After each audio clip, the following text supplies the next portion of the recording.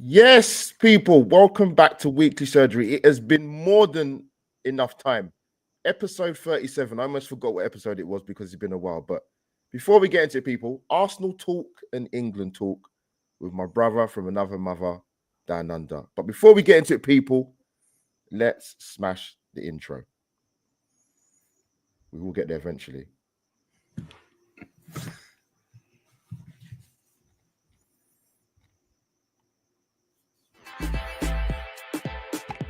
And I can see the logic behind the sign, and even though some Arsenal fans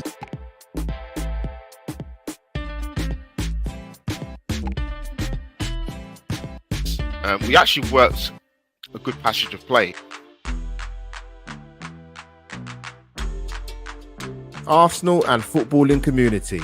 Like, share, and most importantly, subscribe to Albert J TV.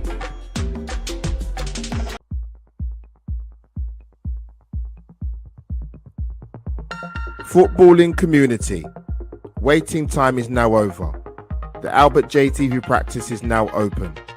The surgery required is Premier League talk and any other business. Let's get to work. Welcome to the Weekly Surgery.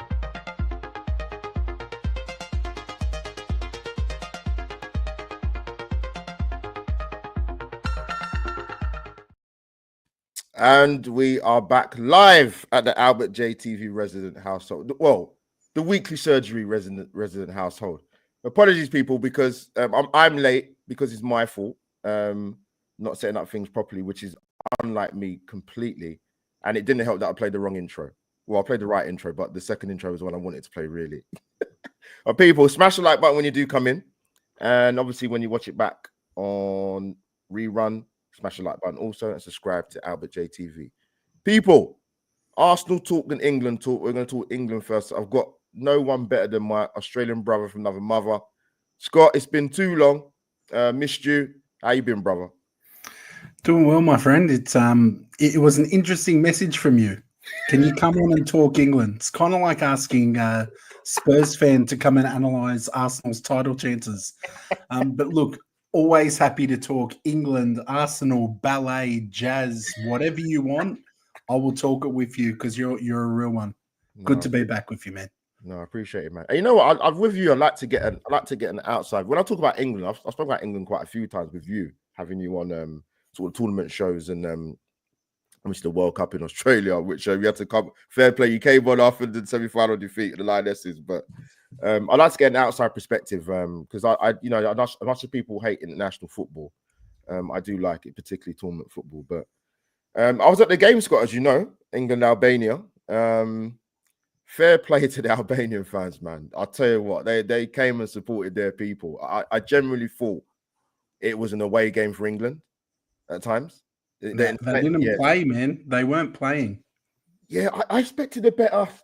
I mean, to be fair, and Thomas Tuchel raised this in sort of the post-match after the game. Like, if you watch Euros of Albania, they made it very, very difficult for a lot of top nations to sort of break them down, man. So it wasn't a shock to see the game. But no, I was at the game. I took my 8-year-old nephew, which he loved it, of course. And you know what?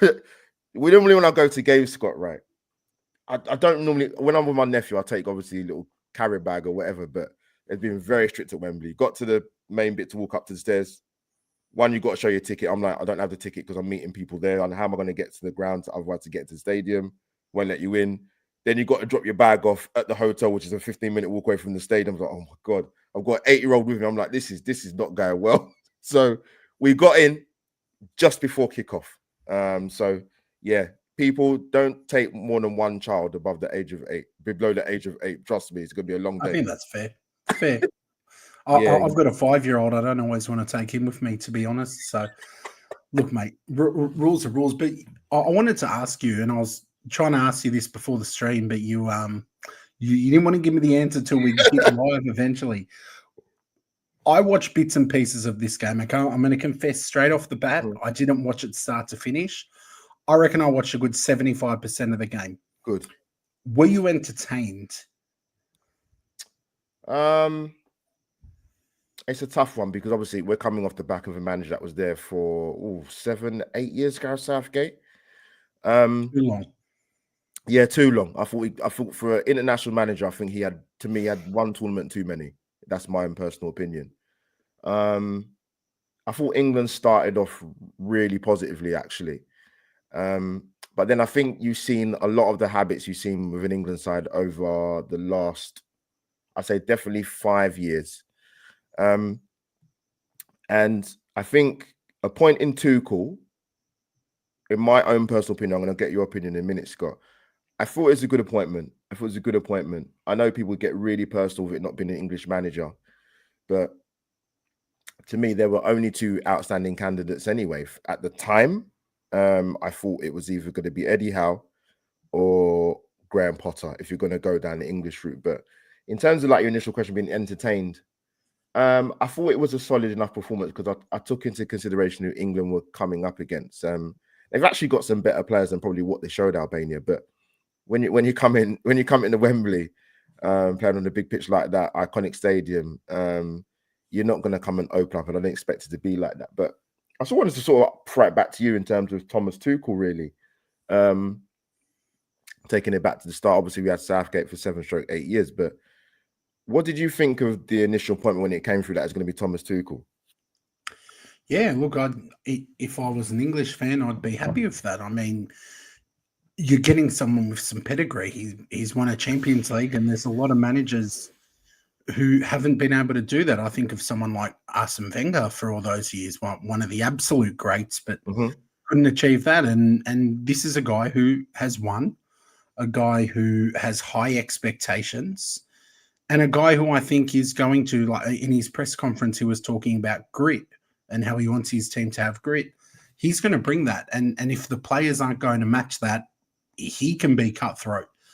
So I think Thomas Tuchel's a fantastic appointment for England. And I think a good evolution from Southgate. I think you needed Southgate. He played a part. He brought the country together. I think he was really good with a crop of youngsters that came through. And now you need someone not to give them a cuddle and a pat on the back, but someone to make them fighters now. He's given you the good culture, the good climate. Now they've got to fight, because I think that's the next step for England. You've got such a good squad, but are they fighters? We've seen when the going gets tough sometimes with England, you don't always seal the deal. Yeah, and I think with Tuchel getting I think it's an 18-month contract for me, which is about right for international managers, because you obviously want to see how the first tournament goes. But no, I thought it was a really good appointment for what was available at the time. I get the clamour for English managers, and obviously it helps Eddie Howe's reputation winning that cup final. He's done a big thing for that football club. They've not been decorated with a lot of success, so he's someone I'd keep an eye on. In terms of in terms of sticking with English managers, there's a few out there. They just need a bit more time, and in terms of whether they get the experience. You had your likes of the young Rob Edwards coming through at Luton. Obviously, they went down, and he's got the sack, obviously, at Luton. You've got Gary O'Neill. You've obviously got Eddie Howe. You've got to see how Graham Potter goes on at West Ham. So there are some there. It just depends whether after Tuchel's gone, he may stay longer. You never know. I mean, who's to say it's just 18 months? Football's crazy. Yeah. Albert. But I mean, looking at those guys, the only one that I would say, okay, yeah, I'd probably have him is Eddie Howe. And I can't think of a single reason why Eddie Howe would want to leave Newcastle at the moment. Like, I don't see why he'd want to leave. Well, Scott, apparently, he said that he wasn't even asked about the England job last time. He said they probably are thinking the same thing. He's not going to come. It's not a realistic. I don't think it's realistic at the moment. It's the England job.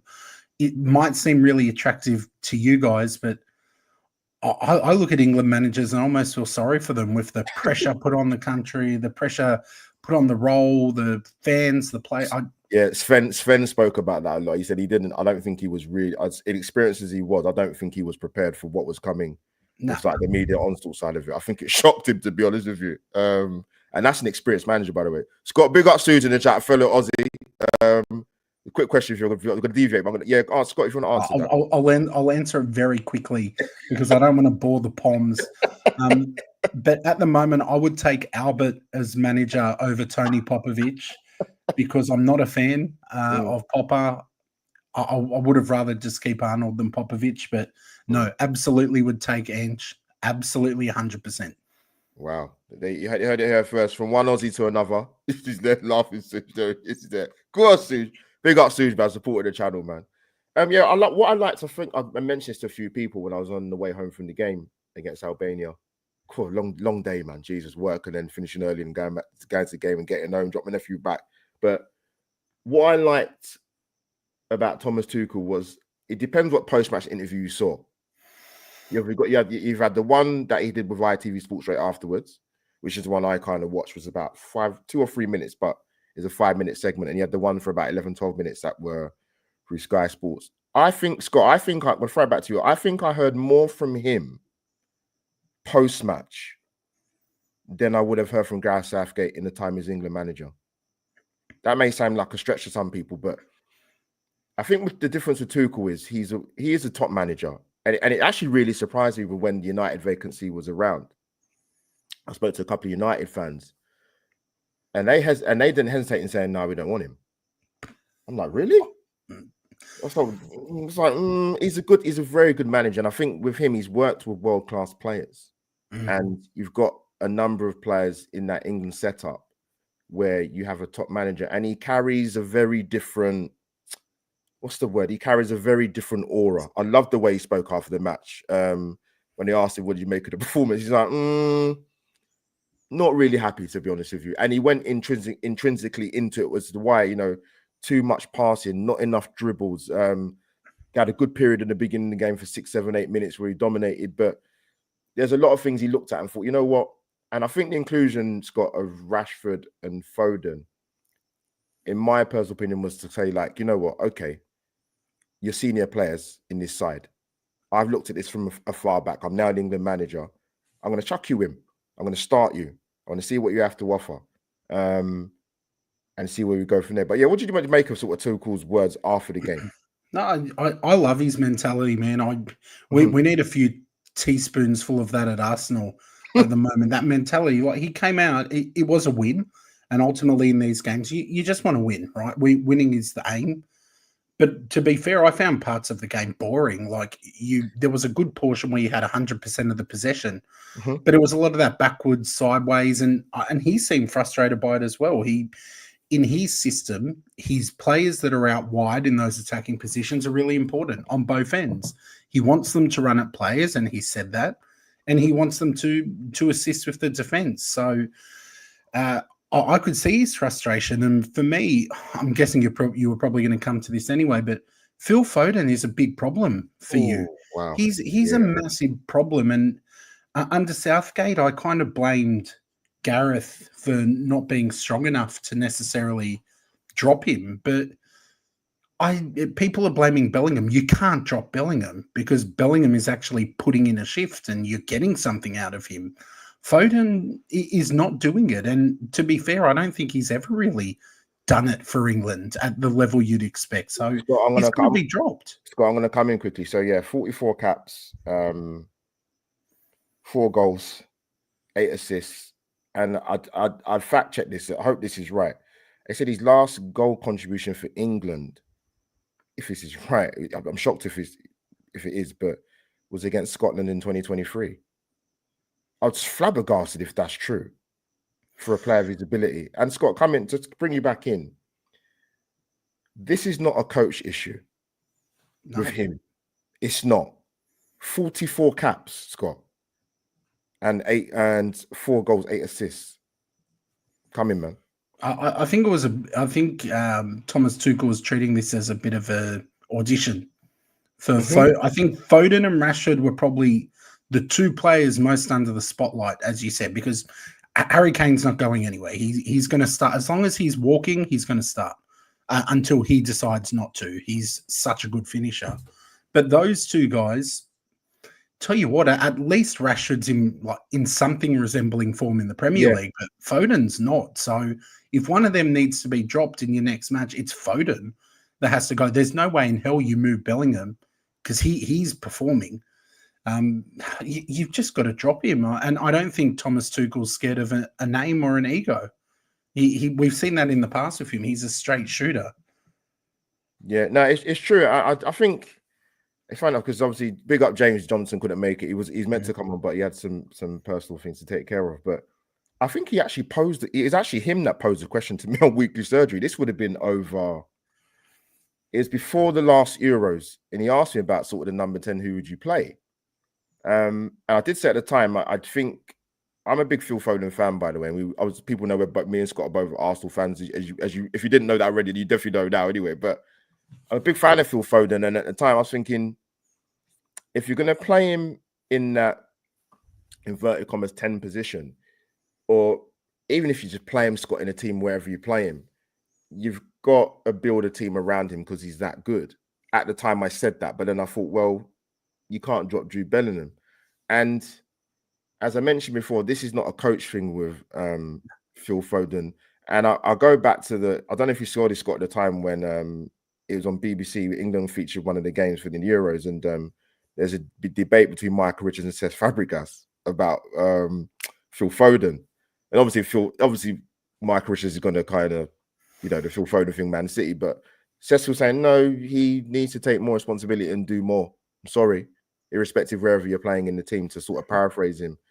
And I watched that game. I was there, obviously, at the game on Friday. I was thinking, Phil, this is not good, man. And obviously, Roy Keane was quite straightforward in his analysis of him, that he won't be playing. Yeah, that he won't be playing because, and Scott, to be honest with you, and people watching this when they watch it back, he wouldn't be in my team.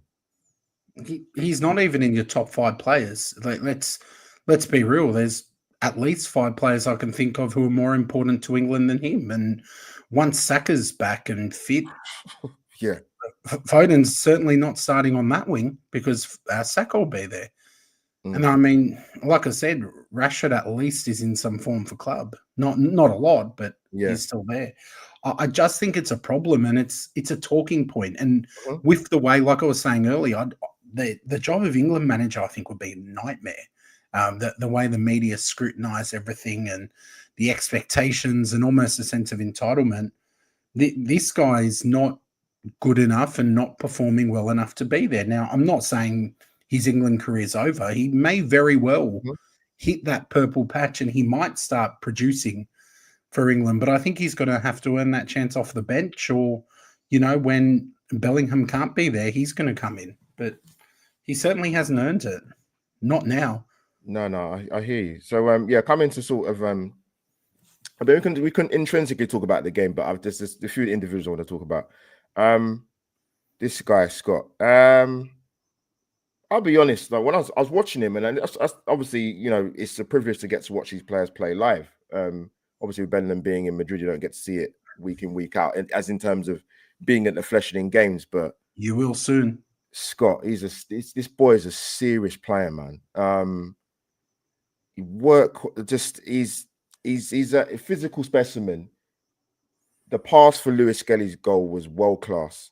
And I messaged Kenny Kent at the time. I said, you know what? From what I saw with Bellingham in that performance against Albania, particularly in the first half, this guy's going to give us some serious problems at the Emirates, over both legs, but particularly when it comes to the Emirates on the 8th of April. I thought at points he was brilliant. He was absolutely brilliant. But Thomas Tuchel did say one thing actually, which I thought was quite key. It must have been after the game. He said he wants him to be a little bit more disciplined. And I understand what he says, because if you watch Jude Bellingham, especially for England anyway, he's everywhere. Action man, I call him. But you've got to be a bit more street smart in terms of conserving your energy. And that's what I think Tuchel was getting at more. What do you make of Jude Bellingham, sort of, not just that game, but generally as a player for England? He's unreal, man. And I know we're not on the Arsenal chat section yet, but I can't wait to see what we come up with to try and stop that guy. Now, I get the thing. I get Thomas Tuchel's comments, but at the same time, he's one of them players that you don't want to inhibit. I would be saying to him, mate, go and do your thing, work as hard as you can. If you want to do your thing for 75 minutes, then I'll chuck Foden on, go for it. But you go, you read the plays, You put those through balls through, you attempt that killer pass, you go and you own this team. Because I think he's that kind of player. I know you mentioned building a team around Foden, but Bellingham would be, he'd start at any team in the world and he'd probably be the best player at any team in the world. So I think you've got to give him some creative freedom. You've just got to let him go. And he's shown that time and time again. I think he's been one of your most productive players in the last year or two. So let him go. I understand needing to put restrictions on all the other players, but let Rice do that. That's what Declan's there for. Let him clean that mess up. Let him do that. Let Bellingham do his thing. Just let him go. Yeah, I definitely think he's a future England captain, 100%. The leadership qualities are there. And I'm not going to steal my main guy's thunder. Kenny Ken said this to me. He won't mind me saying this. He said, I won't paraphrase exactly, but, and I think most people agree with this. I'd be surprised they're shocked. We talk about the Premier League as the Holy Grail. And Kenny Ken said to me, he said, you know what? Thank God, Scott, he has not come to the Premier League.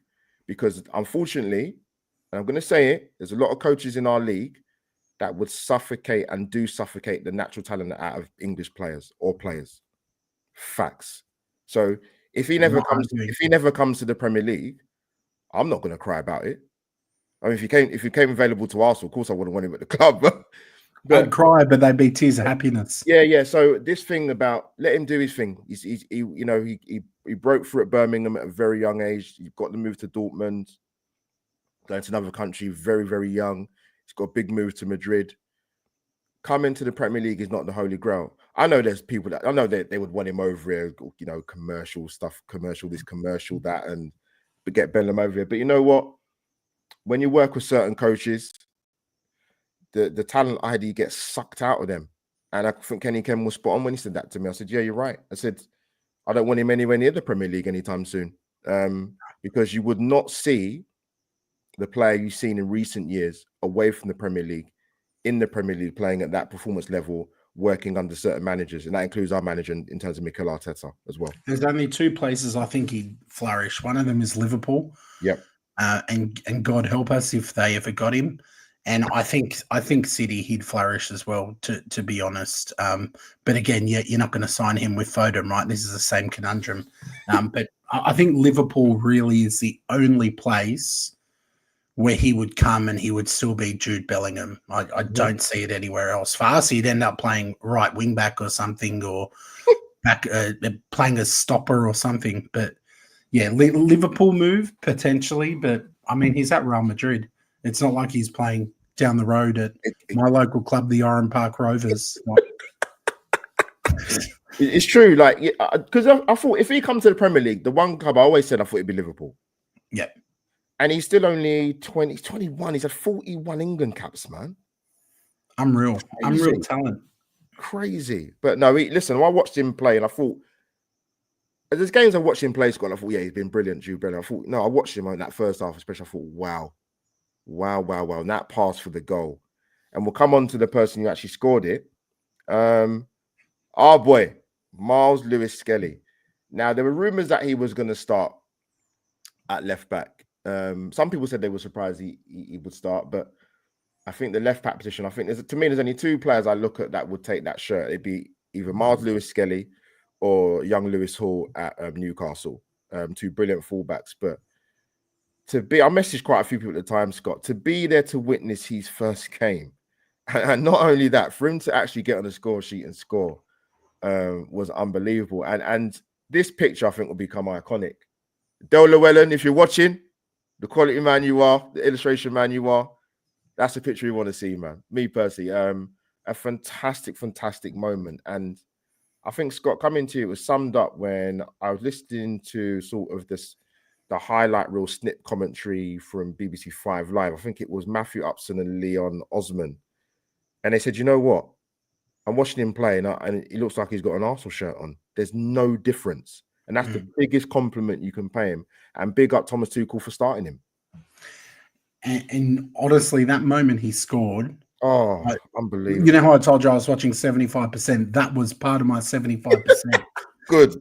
Thank God. There was a lot of I want to go into it, but there was a lot of shenanigans before the game around, they tweeted out a picture of him before the game, just being a kid who was happy to be part of the England setup. And some of the comments, some of insane. The energy from rival fans was disgusting, man. And you have to ask some questions and be a bit suspicious about people's motives and all of that. But I think part of the reason he draws so much hate, and I'm not justifying this in any way, shape, or form, is because he's got that grit. He's got that fight in him. It's like, think about Manchester United. I hated Roy Keane. Why did I hate Roy Keane? Because of the fight, the mongrel that he had. And I think that's why opposition fans dislike MLS so much. He's got that fight at such a young age, but I think that makes him a perfect player for Thomas Tuchel. Mm-hmm. Thomas Tuchel in the conference that I was watching, he mentioned that word grit multiple times. Lewis Skelly has that grit. And I think he's not only going to be Arsenal's left back for many, many years to come, but I think there's a good chance he becomes slotted in as that England left back for many, many years to come. No, well said. No, I'm glad you called that out. I'm going to say something, and I've said this before actually on Weekly Surgery when I've spoken about Bukayo Saka, and I have no problem saying this in regards to Miles Lewis-Skelly. Scott, I've been involved in this space now for 5 years this June in terms of doing my channel. I've seen a lot, I've observed a lot, and I want to call it out for what it is because you highlighted in terms of some of the attention that Miles Lewis-Skelly is getting. I'm going to take it down a different path. One thing I've noticed about successful young black men in sport, let's talk about football, for example, and I look at a lot of our YouTubers who look like me, who we're very good at putting down our own, who are very successful, and we need to stop doing this. I don't care if he plays for Arsenal. I don't care if he plays for Liverpool. I don't care if he plays for Accrington Stanley. Us in the black community, young black guys, men, we need to stop doing this. It's not funny. It's not banter. I don't find it hilarious. It's not rivalry. So when you sit on social media calling that racism and saying this is unacceptable and FIFA need to do more, look at yourself in the mirror because you're perpetuating some of the nonsense that gets put on social media. And I'm saying that as a black guy. Stop doing it. You know what you're doing. Jenny put in the chat, jealousy. I could think of a number of million different words. You're not funny. So for us black and brown content creators out there, I know you want your views. I know you want your clicks. I know you want to go viral because that's the main 3 reasons why you would do it. You might pass it off as it being funny or being banter. 18-year-old kid who's living his dream at club level and international level, and he scored on his debut.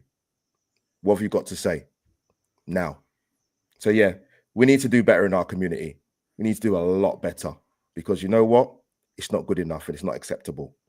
That's what I'm going to say. Well said, man. Yeah, well said. Yeah. Sick of it, Scott. I see it all the time.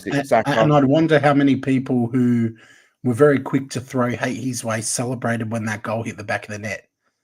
Exactly. So yeah, sometimes you have to call out things when you see it. We must do better as a community, and you know what I mean when I say that. So no, listen, like I said, that left back spot, it's up for grabs. There's 2 people for me. Like I said, Miles Lewis-Skelly and Lewis Hall's who's done brilliant at Newcastle, by the way. But good player. Yeah, very, very good player. Very good player. And Scott, let's touch on something quickly before we move to we are going to move to Arsenal, actually. Obviously, we watched that bore fest. We won the game, obviously, against Chelsea last week. Was it last week? Yeah, it was. I've deleted it from my memory, Albert. I just want to forget it ever happened. Yeah, and I was speaking with because I know Sophie done a post match. I said to her, make sure you get off the stream quickly and go and watch a decent final. Go and watch a decent game of football in the final. With cup finals though, with Newcastle, Liverpool, sometimes they don't turn out as good as you want them to. Spectacles. I thought it was a brilliant game to watch, by the way. I thought Newcastle were excellent. I don't want to sort of focus too much on how Liverpool weren't good or they didn't turn up. They were made to not look very good against Newcastle. Newcastle were brilliant. I think they learned from 2 years ago, making that final against United. But I think they froze a little bit personally. But they were brilliant. And what was I going to say? So people talk about the League Cup, for example, and I saw a lot of Arsenal fans throw away that competition like it's nothing. They're not really too fussed about winning the League Cup. Well, I like to win every trophy as an Arsenal fan, and I don't understand sections of our fans who turn around and poo-poo a cup competition and say that they don't really care. And I've heard it. Let me be very clear. I don't really care about winning the League Cup. I've heard that comment said for years. You go and tell them Newcastle United fans about not caring. I said it. Go and look at the last 15, 20 years of the winners of the League Cup and come back and tell me as an Arsenal fan why you don't care about winning a trophy. Scott, I listened to all the kind of the Newcastle fans ring up TalkSport afterwards. It's unbelievable. A lot of them not seen a trophy in their lifetime. Our fans do care about winning the League Cup. It's a coping mechanism to cover up failure. And that's for a couple of reasons. It's one, to cover up the disappointment of failure. Two, because they can use that to be the positivity police. That one doesn't matter. We've got bigger fish to fry. I would take that cup in a heartbeat. Come the end of this season, barring a miracle in the Champions League, and God, I'm praying for it, I would love nothing more than to be wrong and watch us lift the Champions League. But I don't think we will, right? But barring a miracle there, we're not going to win a trophy this season. Again, you go to a Newcastle fan at the end of this season and say to them, what was your highlight of this season? Mm-hmm. They're going to have a clear highlight. They're going to turn around and they're going to say that League Cup. Come to an Arsenal fan at the end of the season. What was your highlight of the season? For me, it's going to be when they put me out of my misery and the season's over, man. I'm done with this season. Hey, I'm really, it's the least engaged I've been in a season for a long time. And we're in second place. It's madness. Yeah. Madness. But we're not going to have a clear moment, a clear thing that brings our fan base and our club together in pure celebration. Newcastle will. So we'll both have Champions League football next season, right? I'm assuming Newcastle will. They've got a cup. We don't. Neither of us won the league. We both got Champions League. Who had a better season? Newcastle, right? Mm-hmm. It's as simple as that, man. And we're both a little bit, I wouldn't say we're older, Albert, but, you know, we're aging like fine wine. We've seen this club lift things. Yeah. Yeah, we've seen this club win trophies. I think there's now, with the generation coming up, a lot of them fans haven't had that experience. So they're not getting their kicks from seeing us lift trophies, but they are getting them from competing for who can be the most positive fan on the internet. Like, it's quite sad for me. Yeah, and I think this is what irritates me, because, and like I said, I heard people say they don't care about winning the League Cup. Rubbish. But Scott, I do believe. You know why I believe it? Because we have a very different, with the sort of advance of social media, and I mentioned this earlier about 5 minutes ago. Some of our sections of our fans care more about going viral, they care more about likes, and they care more about views than Arsenal winning trophies. That's just fact. You don't even have to watch YouTube on a regular basis. The channels are there for you to see it. That's what they care about, Scott. But they're the same people, if Arsenal had got to a final, would want to get tickets for the final. How does that make sense to you as an Arsenal fan, say you don't care? If we'd won the League Cup this season, we would still be hearing about it every second of every day. Mm-hmm. And rightfully so, yeah. We want to celebrate. Like, I don't begrudge any fans celebrating their team winning something, but, you know, the same people who tell you the League Cup means nothing are the same people who would still then be using it to try and banter rival fans that we've won something. Have you? It's the same people, man, and they're not moving with reality. They're moving with clicks. Yeah, that's when that's more important than your club that you profess to love and be passionate about winning trophies. Then That doesn't make any sense to me. But then we know why you're doing it. And this is the beauty. You know, Albert, I used to co-host a weekly show down here, and we did that for a couple of years. We had some really good times, man. But the freedom now of I'm not affiliated with anything. I'm not trying to get subscribers. I'm not. I'm not worried about. I'm just speaking truth, man. Well, what I perceive as the truth, anyway. And I know I would celebrate that League Cup trophy, and I would probably still be celebrating that League Cup trophy because it's been a long time since we've won anything, and this squad need to win. Yeah, this is how you move on, right? Yeah. Sorry, mate. I was just trying to find something. I saw it earlier about Mikel.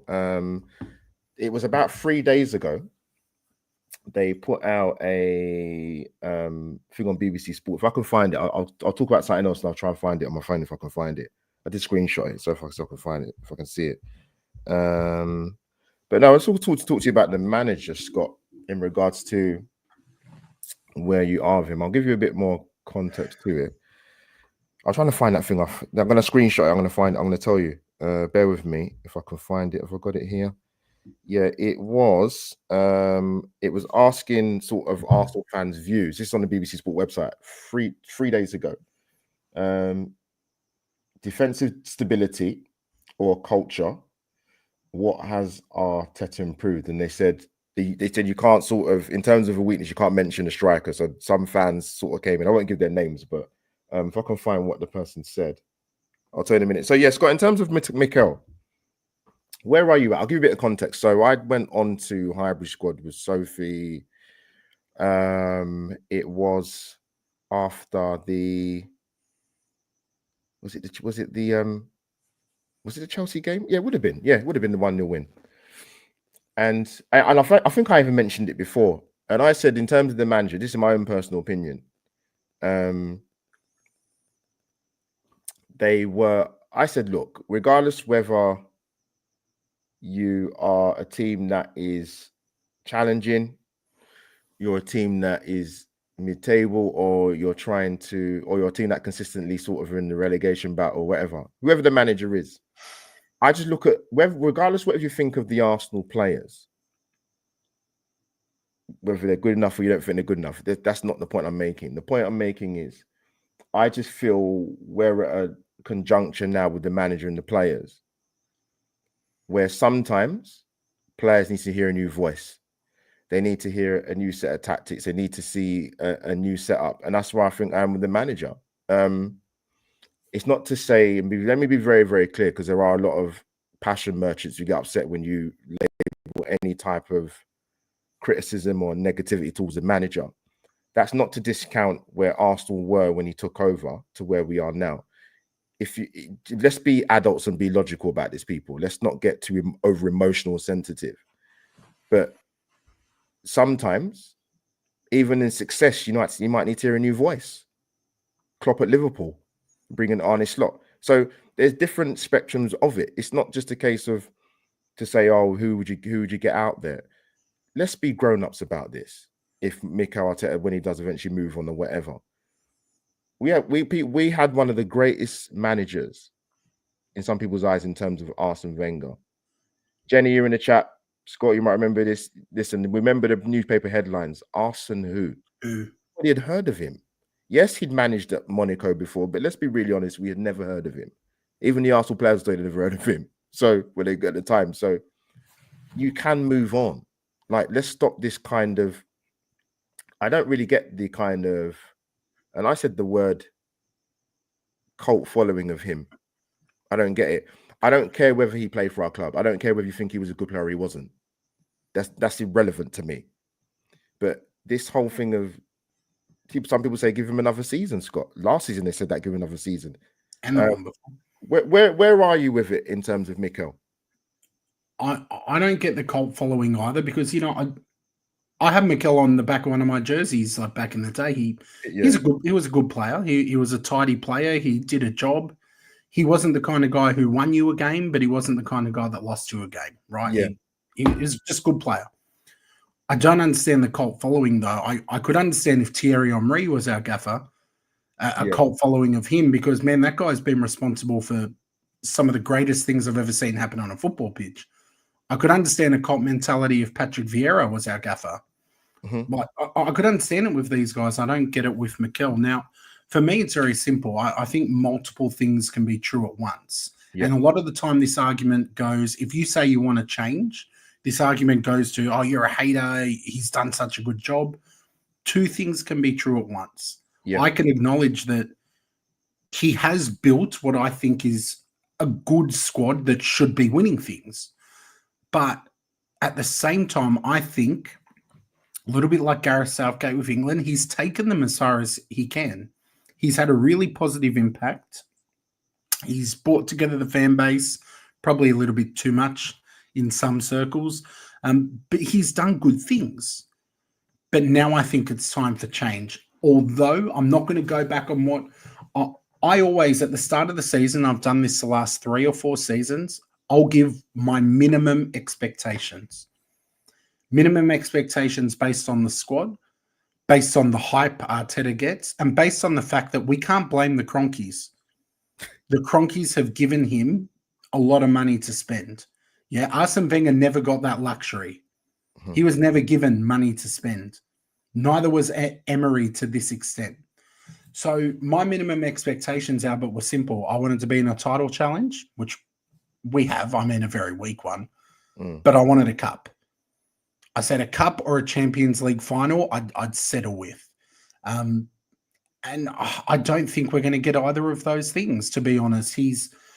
The way the team performs in the FA Cup and the League Cup really frustrates me. Oh, God. Particularly the FA Cup. Like, that's one as Arsenal fans, that cup means a lot to us. 14 times we've won it. But the disrespect and the arrogance, if he doesn't meet my minimum expectations, I want him gone. And I don't think expectations are unhealthy. My boss has expectations of me every day I go to work. And if I don't meet the expectations, they're not going to keep me. But those expectations... And Scott, that's the thing. Just to come back to you quickly, just right back to you. Like, I just don't... People in the chat as well, like, or when you watch it back, it doesn't appear to me, and we're not privy to conversations he has with the Cronkies or Josh Kroenke. It doesn't appear to me he's under any pressure. No, not at all. None. And he'll be here next season, Albert, regardless of... I reckon we could lose every game from now to the end of the season, and he would still be here next season. The cult is strong. And I think and to tie in, not just, obviously we'll continue with the Mikel thing, I think it ties in with what, Stan famously said in 2016, is he didn't buy Arsenal to win he didn't buy Arsenal to win trophies. And at the time when he said it, you're like, that's not great. And actually, it kind of, because if you take the FA Cup away in 2019, you're like, okay, we're back in the Champions League. I think they're happy with that. I think they're more than happy with that. Because, like you said, us as fans, our expectation is, I think, is different from what we're seeing in terms of, I get it, the money's been put in terms of, getting the players he wants to get. But is the ceiling just to compete? Or is it to actually get us over the line? Because I think Mikel's very lucky in terms of the owners he's got. Because if he had somebody like a Marinakis... Imagine him under Roman Abramovich? Or even Marinakis at Forest, he would be gone. It's mental. And I think last season, I'll be honest, before the start of last season, I said I expect Arsenal to sort of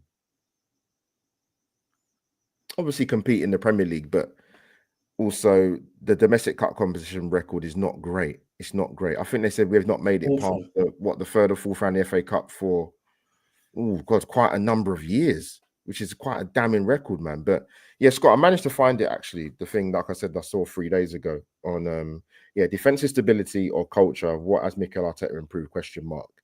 And they asked some of the fans in terms of, but they told them that they cannot be to a lack of a striker, so they've got to come up with something different. So, in terms of some of the things he's improved, Arteta's improved the identity and the culture, our stability, I'm not obviously going to give the names of the people. Our squad quality, which should be debatable. Weaknesses, he is a good coach, but he is not a manager because of his lack of tactical expertise. He has given youth a chance with Saka, Lewis Skelly, and Waneri, perspiring under his guidance. Has he? This is what I'm reading. There's one fan says Arteta hasn't improved anything in my view. He has had massive investment in time and money, yet we are getting the same results that had many calling for Arsene Wenger's head. Come back in, Scott. The interesting comments. Look, the one about bringing youth through. Saka was already in and around the first team. Miles Lewis Skelly was nowhere near his plans this season. You know how I know that? Because if he's in your plans as your left back, when you've already got Zinchenko, Tierney, Tomiyasu, you don't go and blow over 30 million on Calafiori. Yeah? And then not start Miles Lewis. He started Calafiori. He started other guys over him. So I think Miles Lewis Skelly came in because he's earned it and he was in the right place at the right time. I don't think that was Mikel actively giving youth a chance. Even with Ethan, I mean, Ethan, we've been calling for him since the start of the season and he has come in now. But I think one of the things that frustrates me most with Arteta is his stubbornness, to be honest. And again, I agree. I think we're in a better position now than we were when he took over. I can acknowledge that. I can acknowledge that we've got a better defense. We've got, I think, a better overall squad. But man, I can't forgive the attack, the state of the attack. Us not signing. We haven't had a striker, Albert. Listen to this. This will blow your mind. We haven't had a striker since Aubameyang and Lacazette. I'm not calling Kai Havertz a striker. No, he didn't buy him as a striker. No, he didn't. Can you tell me a striker we signed since Laka or Aubameyang? No, and the problem when we bought Jesus was we knew he's not a striker. We knew he wasn't a 20-goal man, but we got kind of sold or told that the likes of Zinchenko and Jesus bring a winning culture and a winning mentality. That's right, but they were at a juggernaut in Manchester City, and that hasn't helped us get over the line. And Zinchenko was the talk of the town, the belle of the ball last season. Now this season, most of those fans who said that he was revolutionary want him sold.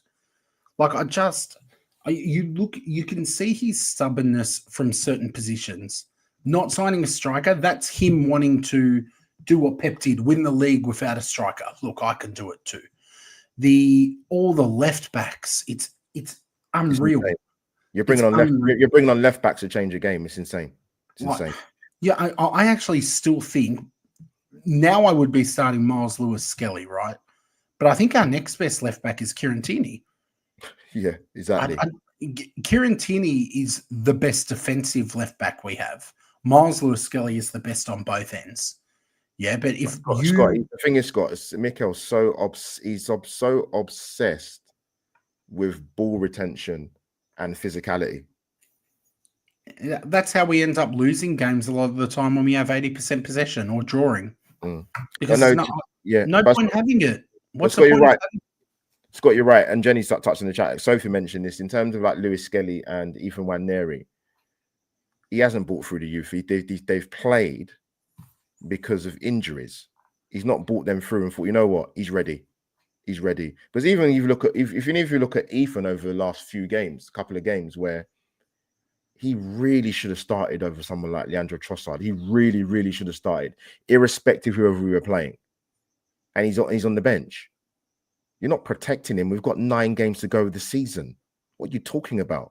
He's a kid. Let him play, man. And to be fair, he didn't say that. Sections of our fans say that. Yeah. Let me be very, very clear. I don't recall him coming out and saying that. Because, like I said, we've got 9 games. We've got to be honest with you, yeah, we'll consolidate and finish second. But Scott, I don't think we've even been in the title challenge this season. We've never been top once in the league. We've been always 4 or 5 points behind. We've not really been in it. And Arsenal fans need to stop doing this as well, which they will stop doing it because when Liverpool do win the league, if they've not won it already, they've not played anyone. They've been lucky with injuries. You take Salah out. The referees, it's a conspiracy. What do you mean Liverpool haven't played anyone? They've lost 1 game this season. We're not good enough. I had you on the show with James when we drew at home to Everton, and even then I was saying, how many more reasons are you going to come up with as Arsenal fans? Because according to some of you, you don't want to win the League Cup. You don't care about that. So let's put that trophy in the bin. We're not going to win the league because of injuries. That's rubbish, because when we didn't have injuries, we couldn't get over the line anyway. So what are you talking about? Mikel's getting £15 million a year, by the way. I think what's that, the 3rd highest in world football he's getting paid? Yeah, if not the highest, it's right up there. But I think it's a key thing. I want to get your thoughts before we wrap up, because we're 50 minutes in, and I like to hit the under the hour mark because I know Scott's got to go as well. We've got a new sporting director coming in. I think I mentioned this before. I said it's one of the key recruitments that we're going to have to do. I said it months ago, and I actually posed that question to Sammy Mokbel, courtesy of Sophie on the hybrid squad. I think him coming in, let me be clear, I'm not saying it's the end of Arteta, but I think it's a very important step of who we're getting in and the caliber of who he is and who he's worked with. And if the Cronkies are sanctioning that, I think that's quite a huge step in terms of, I'm going to put it out there, how long Mikel's at the club for. For me, look, dream scenario is, Albert, we don't sack Arteta because he wins the Champions League this season. Exactly. And then next season he wins the league and a League Cup. And, best case scenario is we don't have to talk about sacking him because he's winning trophies. Mm-hmm. But unfortunately, this squad has 2 glaring issues. Mm-hmm. And I'm hoping that Berta can be a part of fixing that. Yep. One is that our attack is like a sword that's blunt on the end, looks dangerous, but really, when you get to that last part, we don't do anything. And that comes back to not having a striker since Aubameyang and Laka. Yeah. And the second thing is something Thomas Tuchel spoke about, grit. Yeah. We don't have grit. We're only ever in title races until there's pressure. Mm-hmm. Come back to this time last season. The wheels started falling off. Where did we lose the title? When we had must-wins games against like Southampton, for example, and Everton and Newcastle. That's when we lost the title last season. We didn't lose the title against the big teams. No. Same with this season. We haven't lost a title against the big teams because we've actually been okay. I mean, Manchester United, if you want to call them a big team at the moment, I say that in jest, but I'm hoping that Berta comes in and there should be pressure on Mikel because this squad is built in his image and he's been well backed by the fan base and owners. So now you've got to put up or shut up. Like I don't think if he got sacked, Albert, a team that's better than us would go for him. I don't think City would go for him. I don't think Madrid would go for him. I don't think PSG would go for him. Barcelona. I don't see Bayern Munich. I don't see a club bigger than us going for him. I might be wrong. And the problem is, I don't think he would ever get sacked. I think he'd walk. But would he walk for only £15 million a year to stay silent for the Cronkies? I wouldn't. Exactly. So, but like you said, Scott, the caveat to that is, look, we might not be having these conversations if we go and do the unthinkable and win the trophy in Germany in a few months' time, or win the league title next season, because he's going to get another season. 100%. But then again, Scott, it comes back to what I say: what pressure is he really under? And hopefully, not hopefully, that's the wrong word. That may come, because you don't expect sporting directors and head coaches to always get on. I mean, no. But if you work with the likes of someone like Diego Simeone for 12 years, and I like to think you know what you're talking about and what you're doing. But what he does need to help do is improve player sales. And I'm going to say this before we finish up, Scott. I think we're at a point now of Arsenal where I told you before, I don't do the sentiment thing. You're going to have to get to a point at Arsenal where you move on big assets. Now, whether because they want to leave or you want to do it to balance the books, I don't really care. Arsenal have to do that. Look, I get it. Liverpool had the likes of Coutinho. They sold them for big money. Chelsea had it with Hazard.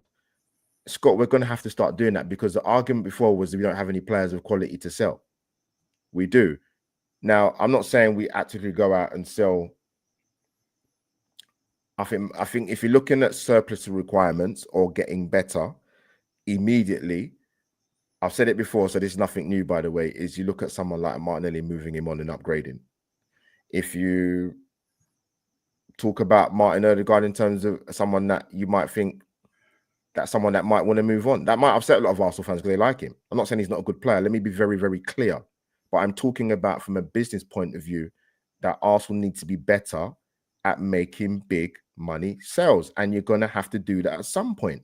Yes, some people get gassed about Saliba saying he wants to stay and all that rest of it. That's fine. But he's still young enough to stay at Arsenal and move on and get a big move. We're going to have to start operating like a big football club in terms of monetary sales. We have not done that for 20 odd years or longer. Yep.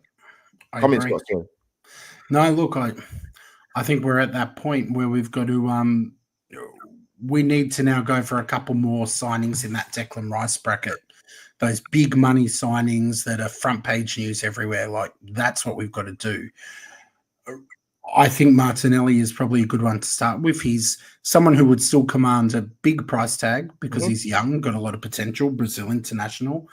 I think we could cash in on him because I think the person on that opposite wing to Saka needs to still be a big threat.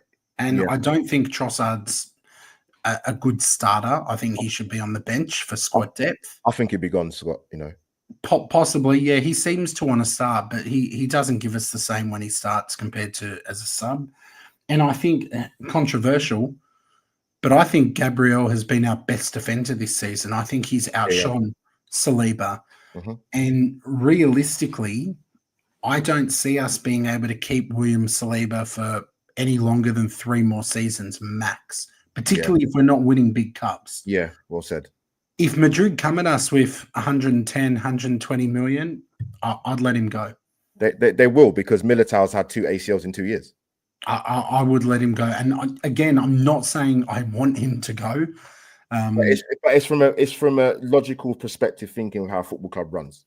He's quality. He's one of my favorite players. I'm part French myself, so I want to see good French players at the Arsenal. But I just see him being our player who attracts the most in terms of a bid from a rival. And the one thing I wouldn't do is send him in the Premier League. If he goes to Madrid, PSG, then fair enough. But it would have to be very big money and it would have to be invested. I don't want it sitting at one of the Kroenkes NFL teams or at the Denver Nuggets. Yeah. If it comes, I want it used instantly for 2 60 million pound players who are going to help us.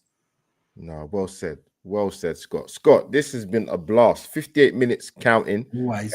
We spoke about a lot of things. England, Miles Lewis Skelly, Thomas Tuchel, the conundrum, Phil Foden. We've spoken about Arsenal. People, this will go out on the audio, so look out on the Apple and Spotify downloads or wherever you get your podcasts, Albert JTV. But big up to Scott. People, you see his his Twitter handle is along the screen.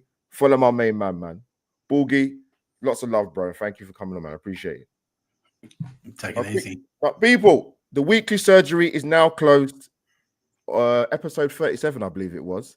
We will see you soon for another episode of Albert JTV or Weekly Surgery or all of the above. See you soon, people.